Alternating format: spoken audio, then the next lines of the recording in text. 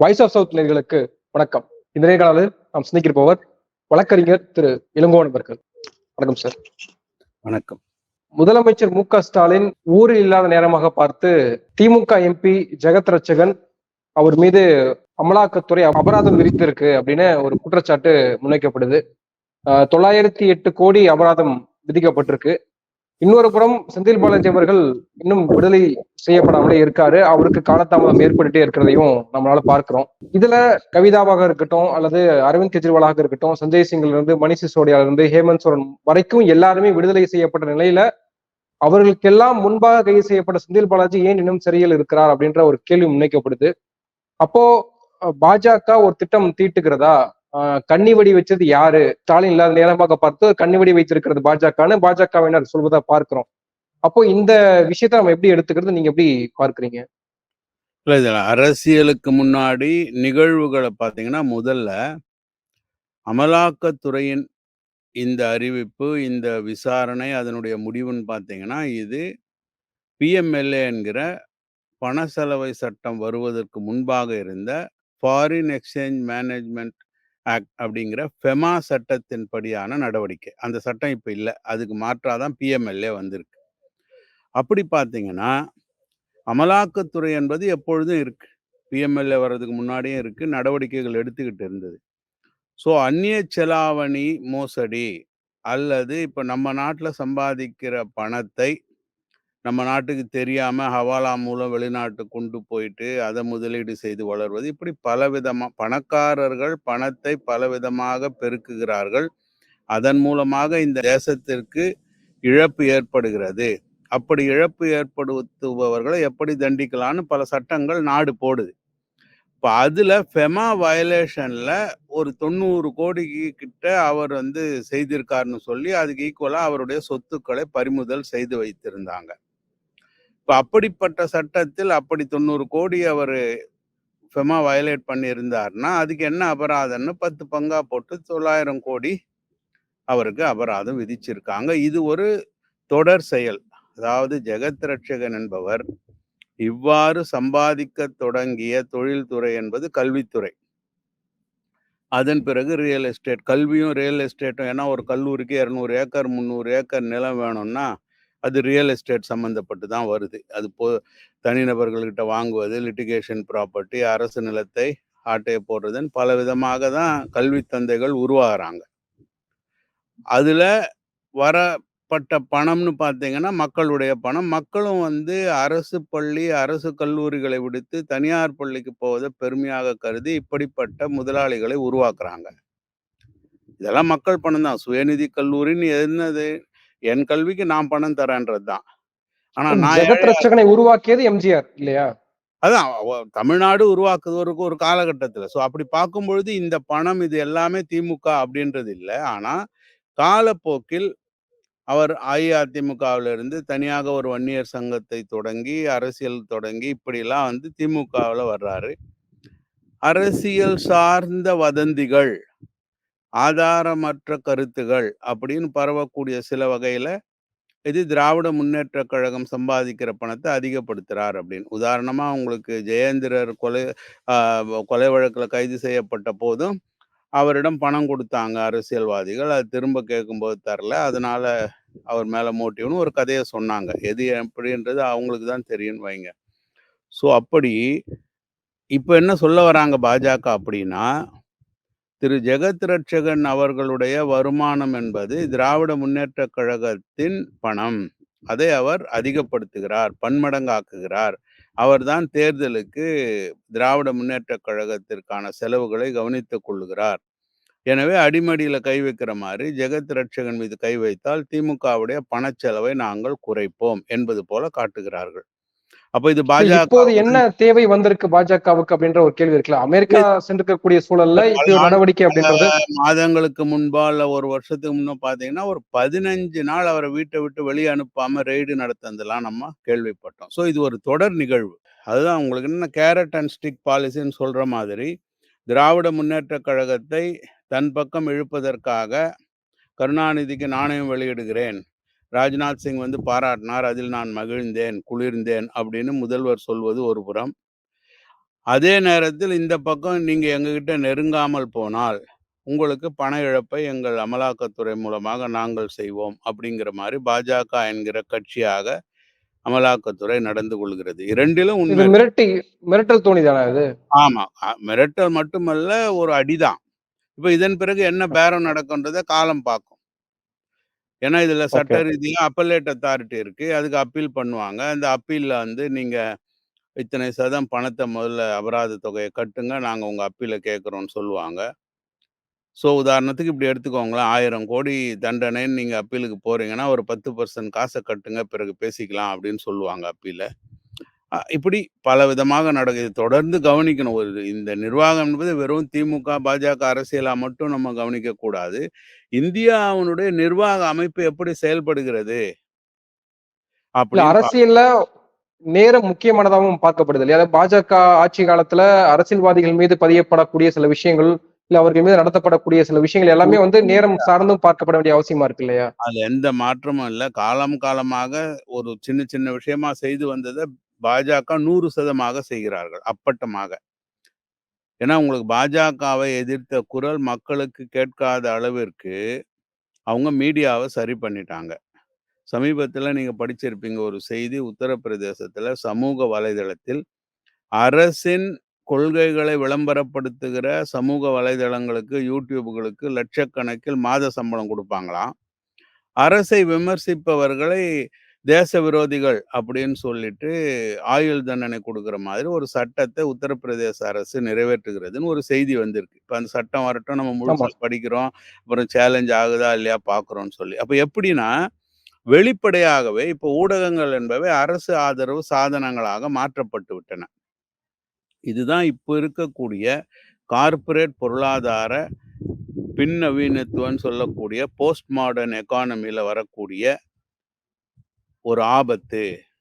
நம்ம சந்தித்துக் கொண்டிருக்கும் ஒரு ஆபத்து என்னன்னா, சரியான மக்களின் குரலை பிரதிபலிக்கின்ற ஊடகங்கள் இல்லாமல் போகின்றன. இல்லாமல் செய்யப்படுகின்றன. சமூக வலைதளங்களுக்கும் இப்ப பூட்டு போடுறாங்க. இப்போ என்னுடைய செய்தியை 5 பேர் கேட்குறாங்களா, 10 பேர் பார்க்குறாங்களான்னு இல்ல. ஆனா சொல்லக்கூடியதுக்கு ஒரு YouTubeன்னு ஒருத்தர் வச்சு பேசுறார் என்றால், அவருடைய கருத்து தவறு என்றால் என்று அரசு கருதுமானால், அவரை வந்து ஆயுள் தண்டனை குடுக்குற மாரி ஒரு வழக்கு போடலான்னு கொண்டு வந்தா, அப்ப சமூக வலைதளங்களுக்கும் பூட்டு போடப்படுது. ஆனால் ஆதரவு பண்ணீங்கன்னா, லட்சக்கணக்கில உங்களுக்கு மாச சம்பளமே தரேன்னு சொல்றாங்க. விலைக்கு வாங்கப்படுகிறார்கள். இப்போ ஜெகத் ரட்சகன் மீதான இந்த செயல் நீங்க சொன்ன மாதிரி, இது ஒரு அரசியலும் இதில் கலந்திருக்கிறது.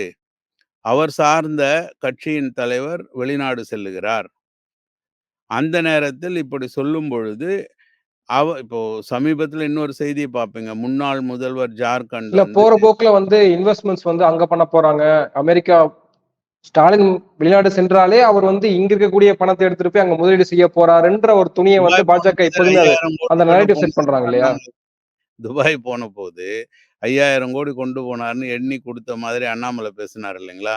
அவர் எதுக்கு லண்டன் போறாரு? இவர் எதுக்கு அமெரிக்கா போறாரு? இல்ல 2 பேரும் அங்க சந்திக்க போறாங்களா? என்று கூட இது வந்து போகிற போக்கில் பேசக்கூடிய அரசியல்கள் பல.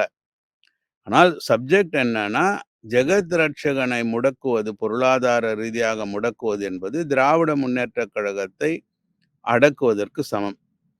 அது முடக்குவதற்கு அளவு இருக்கிறதா? இல்லையான்னு தெரியாது. அடக்குவதற்கான ஒரு செயல் என்பதுல ஒரு மாற்று கருத்து இருக்க முடியாது.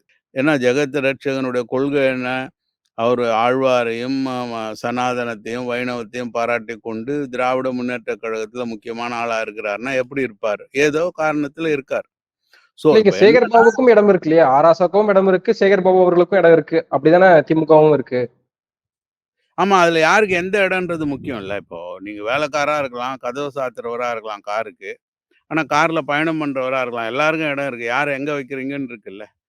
அப்போ எந்த அளவுக்கு முக்கியத்துவம், இப்ப யார முடக்குறாங்கன்ற ஒரு செயல்கள் இருக்கிறது. நீங்க பாஜக ஆட்சிக்கு வந்த பிறகு பிஎம்எல்ஏ என்கிற சட்டத்தை பயன்படுத்தி அவங்க செய்தது முழுக்க அரசியல் சார்ந்த அதாவது இந்தியாவுல ஒரு விதமான பொருளாதார சேர்ப்பு நடக்குதுங்க. நல்லா தெரிஞ்சுக்கோங்க. நீங்க செய்தாலும் அதான், நான் செய்தாலும் அதான், இன்னொரு முதலாளி செய்தாலும் அதான். அப்ப அதுல ஒரு எக்ஸஸ் பணம் இந்த மாரி வருது. அப்ப அதுல அவரு வருமான வரி கட்டாம தவிர்க்கலாம். அல்லது தனது இந்தியாவில் சம்பாதித்த பணத்தை ரிசர்வ் பேங்க்குக்கு தெரிஞ்சு, நல்ல லீகல் சோர்ஸுக்கு தெரிஞ்சு, இன்ன காரணம்னு சொல்லி வெளிநாட்டுக்கு கொண்டு போகாமல், வேறு விதமாக கொண்டு போய் அங்க தொழில் செய்திருக்கலாம். அந்நிய செலாவணி மோசடி செய்திருக்கலாம். இதெல்லாம் நடக்குது. இதெல்லாம் வந்து தனிநபர், ஏன்னா இந்தியாவுல அப்படி இருக்கவே தான் அதை தடுப்பதற்கு நீங்க சட்டம் கொண்டு வரீங்க. ஆனால் யாருக்கு மட்டும் அந்த சட்டம் செயல்படுதுன்னு பார்த்தீங்கன்னா, பாரதிய ஜனதா கட்சியை எதிர்க்கின்ற அரசியல்வாதிகளுக்கு மட்டும் தான் அந்த சட்டம் செயல்படுகிறது. முதலாளிகளுக்கு எதிரா அது இல்ல. இல்ல ஒருபுறம் ஒரு ஒரு நேரடிவ் சொல்லப்படுச்சு இல்லையா? சமீப காலமாக ஒரு 2 வாரத்துக்கு முன்பாக வந்து திமுகவும், பாஜகவும் நெருங்குகிறது அப்படின்ற ஒரு ஒரு குற்றச்சாட்டு முன்வைக்கப்பட்டுச்சு. ஆனால் உடனே நம்ம பார்க்கிறோம், செந்தில் பாலாஜிக்கு இன்னும் பிணை கிடைத்தபாடா தெரியல. இன்னும் விடுதலை ஆகல. ஒருபுறம் நம்ம முன்னாடி கேட்ட மாரி இந்தியா கூட்டணியில் இருந்த எல்லா தலைவர்களும் விடுவிக்கப்பட்டாச்சு. ஆனால் செந்தில் பாலாஜி மட்டும் இன்னும் சிறையிலே இருக்கார். காரணங்களாக பல சொல்லப்படுது. சிக்கல்கள் இருக்கு. அது உயர்நீதிமன்றத்துல வேற வழக்கு இருக்கு, உச்சநீதிமன்றத்துல வேற வழக்கு இருக்கு. இப்படி எல்லாம் நிறைய விஷயங்கள் இருக்கு. இது சட்ட சிக்கல்களும் இருக்கு அப்படின்ற ஒரு பார்வை முன்வைக்கப்படுது. நம்ம அப்படி எடுத்துக்கிறதா அல்லது இல்ல, வேற இல்ல, இல்ல, இல்ல. காரணங்கள் இருக்குமா? இன்னொரு விஷயமும் சேர்ந்து பாரதிய ஜனதா கட்சி என்ன செய்யுதுன்றது தான் நான் சொல்லிட்டு வரேன். ஒரு குறிப்பிட்ட அரசியல் போக்குல தான் அவங்க பிஎம்எல்ஏ சட்டத்த பயன்படுத்துறாங்க. அமலாக்கத்துறைய பயன்படுத்துறாங்கன்னு சொன்னேன். ஏன்னா, இது போன்ற செயல்கள் இந்த நாட்டுல அரசியல்வாதி செய்றான்னு பிஎம்எல்ஏ கொண்டு வரல. பிஎம்எல்ஏவ பார்த்தீங்கன்னா, அரசியல்வாதிகள் ஊழல் செய்து, லஞ்சம் வாங்கி, அந்த பணத்தை செய்கிறார்கள் என்பதனால் பிஎம்எல்ஏ வரல. பிஎம்எல்ஏ ஒரு வரி ஏய்ப்பு செய்தோ, தவறான வழிகளிலோ அல்லது ட்ரக் பெடலிங், உலகத்துலலாம் அது எதுக்கு கொண்டு வந்தாங்கன்னா, ட்ரக் மாஃபியாவ கண்ட்ரோல் பண்ண தான் கொண்டு வந்தாங்க. அதனால தான் இந்தியாவிற்கும் அத கட்டாயப்படுத்துனாங்க உலக நாடுகள். ஆனா, இங்க ஒரு ட்ரக் மாஃபியா பேர்லயும் இடி போன மாரி இல்ல. சமீபத்தில தமிழ்நாட்ட சேர்ந்த ஜாஃபர் ஒரு ஆள் மூலம் பண்ணாங்க பாருங்க. திமுகலேருந்து வந்த ஒரு இளைஞர் தலைவர்ன்னு சொல்லி. அவர் மீது தான் அமலாக்கத்துறை ட்ரக் ரிலேட்டடா போறதா நம்ம செய்தி படிக்கிறோம். ஆனா புள்ளிவிவரப்படி எவ்வளவு ட்ரக் டீலிங் பண்ணவங்க மேல பிஎம்எல்ஏ பாய்ந்ததுன்னு கிடையாது. எவ்வளவு வரி ஏய்ப்பு செய்தவர்கள் மீது, தனிநபர், முதலாளிகள், பெருநிறுவனங்கள் மீது அப்படின்னு கிடையாது. ஆனா அரசியல்வாதிகள் மீது மட்டும் இருக்கு. அதுவும் பாரதிய ஜனதா கட்சியை எதிர்த்து இது ஒரு புதுமையா தெரியலையா உங்களுக்கு? பாரதிய ஜனதா கட்சியை எதிர்க்கின்ற ஒரு முக்கிய முகமாக திகழ்கின்ற அரசியல்வாதிகள் மட்டும் பிஎம்எல்ஏ சட்டத்துல தவறு செய்வாங்க. மத்தவங்கலாம் செய்ய மாட்டாங்கன்னு இருக்கா? அப்போ பார்த்தீங்கன்னா, இவங்க மேல இது செலக்டிவா பயன்படுத்தப்படுது. அரசியல் காரணங்களுக்காக பயன்படுத்தப்படுதுன்னு தெளிவாகும். செந்தில் பாலாஜி ஏன் இன்னும் வெளியில வர முடியாம இருக்கிறார்ன்னா, இப்போ மனீஷ் சிசோடியாவுக்கோ, கெஜ்ரிவாலுக்கோ, ஹேமந்த் சோரனுக்கோ பார்த்தீங்கன்னா, அமலாக்கத்துறை வழக்கு நீதிமன்றம்னு இருக்கு. ஆனா செந்தில் பாலாஜிக்கான எதிர்ப்பு எங்க இருந்து வருதுன்னா, தமிழ்நாட்டில் உள்ள அரசியலில் செந்தில் பாலாஜியை அரசியலில் வளரவிடக்கூடாது என்று வேறு ஒரு தரப்பும் வேலை செய்றாங்க. அந்த தரப்பு என்ன செய்றாங்கன்னா, லட்சக்கணக்கில செலவு பண்ணி, பல லட்சம் செலவு குடுத்து பல சீனியர்கள அப்பாயிண்ட் பண்ணி, சுப்ரீம் கோர்ட்ல செந்தில் பாலாஜிக்கு ஜாமீன் குடுக்கக்கூடாது என்று வழக்க வந்து இடையில புகுறாங்க. அப்போ செந்தில் பாலாஜிக்கு ஒரு புறம் அமலாக்கத்துறை, இன்னொரு புறம் சில அரசியல் சக்திகள் அவருக்கு எதிராக இயங்குகிறது. அவருக்கு எதிரான பல சக்திகள் இயங்குகிறது. இல்ல யார் அந்த அரசியல் சக்திகள்? இது அவருக்கு கொங்கு மண்டலத்துல அவர் வளர்ந்தால், தங்களுக்கு இடமில்லை என்று நினைக்கக்கூடிய அரசியல்வாதிகள். இப்ப எப்படி எடப்பாடி பழனிசாமி கொங்கு மண்டலத்துல வளர்றார் அப்படின்ன உடனே அண்ணாமலைக்கு வயிறு எரிகிறதோ, அவர் எடப்பாடியை தரக்குறைவான வார்த்தைகளால் பேசக்கூடிய அளவுக்கு தடித்த நாக்கோட தமிழ்நாட்டில் திரிகிறாரோ, அதுபோன்று செந்தில் பாலாஜியினுடைய செயல் வீச்சு என்பது தாக்குப்பிடிக்க முடியாமல், கரூர்ல இருக்கிற அரசியல்வாதிகளா இருக்கலாம். எப்படின்னா, எந்த விதமான 2,00,000 குடுத்து நான் ஏமாந்துட்டேன், வேலை வாய்ப்பு இல்லாமல்னு ஒருத்தர் புகார் குடுத்ததா வழக்கு இருக்கு. ஆனா அந்த நபர் எத்தன லட்சம் குடுத்து ஒரு சீனியர சுப்ரீம் கோர்ட்ல அப்பாயிண்ட் பண்றாரு. எப்படி முடியுது? இதையும் நீங்க கவனிக்கணும்ல. வழக்கினுடைய நேர்மைத்தன்மை ஒரு புறம் இருக்கட்டும்.